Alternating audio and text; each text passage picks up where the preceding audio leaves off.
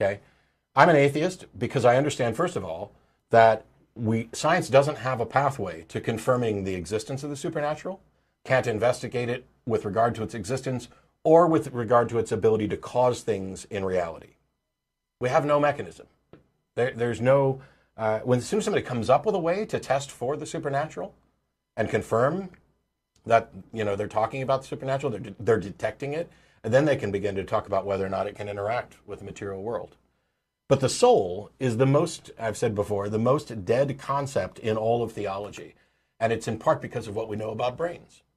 We know that damage to my brain can drastically change my memory, my preferences, my personality, everything that makes me me, and all of those aspects that we identify traditionally with a soul.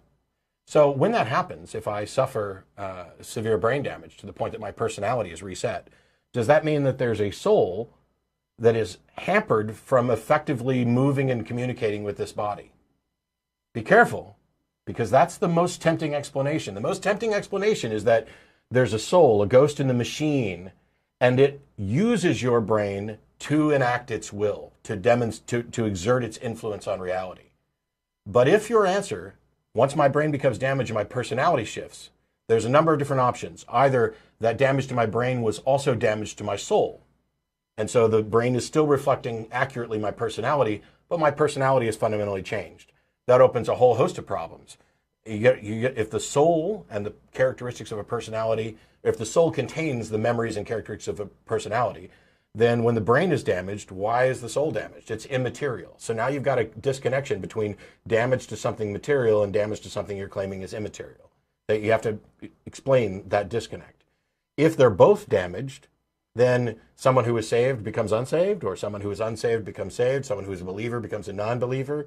How is the idea of a self and continuity established? If I've been a Bible-believing Christian for a bunch of years and I suffer brain damage to the point where now I'm a damned atheist, if that damage exists within my soul as well, then a physical damage to my brain, which had nothing to do with any choice of mine, has now damned my soul to hell.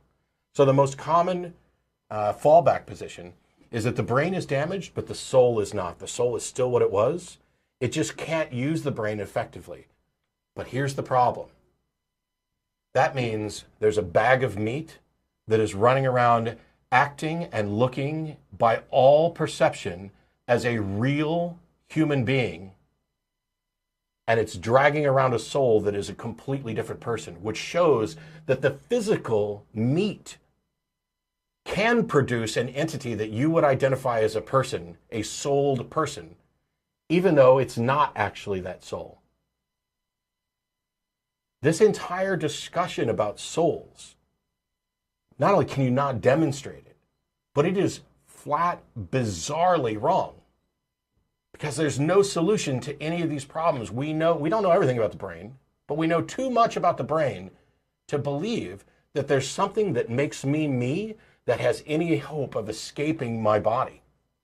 Not only that, but I'm not the same person I was 2 years ago or 5 years ago or 10 years ago, both physically and mentally. Well, and people have tried to test this scientifically over the years.